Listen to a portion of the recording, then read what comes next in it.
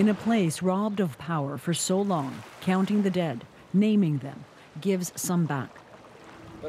After Hurricane Maria, Manuel Gonzalez looked for his brother for 6 months.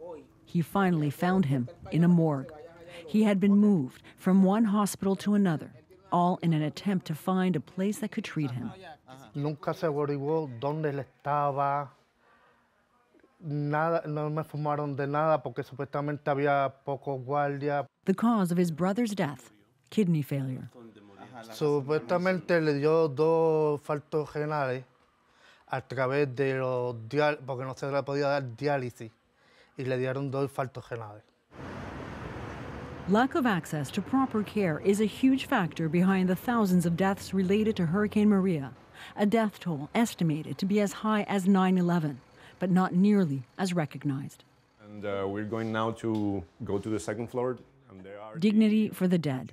It's why Rafael Acevedo organized a memorial this past June. He asked people to bring a pair of shoes to mark the loved ones they had lost to the hurricane. The shoes are now stored in a community center in San Juan. Oh my goodness. Yeah. How many pairs of shoes? We got in the 3 days we have 2,888 pair of shoes, and more of them has messages, testimonies, stories about people that die. For example, Michael Ferrer died 24th of September in Dr. Center Hospital. Why was that important for you to provide that space to allow people to do something as humble as leaving a pair of shoes? Because I think we needed that. I think when something like that happens, then a lot of people have died, and the people were very happy, in a sense, of having that opportunity. The memorial was an homage, but also a reprimand. 2 independent studies estimate 3,000 to 4,000 people died in the aftermath of Hurricane Maria. I think the Trump administration has been cruel, cynical, and the amount of stupidity is unbelievable.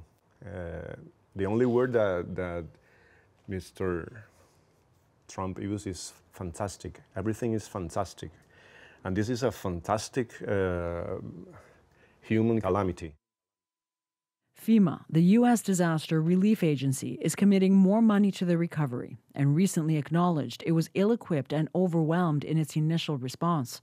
The U.S. president's refusal to acknowledge those failures is an affront, many say, to those who died. People died. You can kill them with a gun or you can kill them with neglect. And the Trump administration didn't hear the things that we were saying. San Juan's mayor, Carmen Yulín Cruz, and her team are in the midst of preparing for this hurricane season. But a year after Hurricane Maria, she says accountability is the least the U.S. can offer. I think it's very shameful that the director of FEMA just on the one hand says, oh, well, you know, we didn't do a good job, and the President of the United States continues to say that they did a fantastic job. But look, nobody can be fully prepared for a Category 4 with gusts of Category 5 hurricane.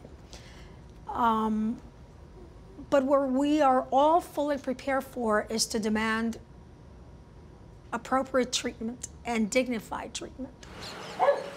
Harsh lessons. There are countless here.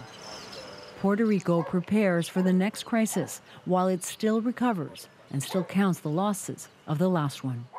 Joanna Rumiliotis, CBC News, San Juan, Puerto Rico.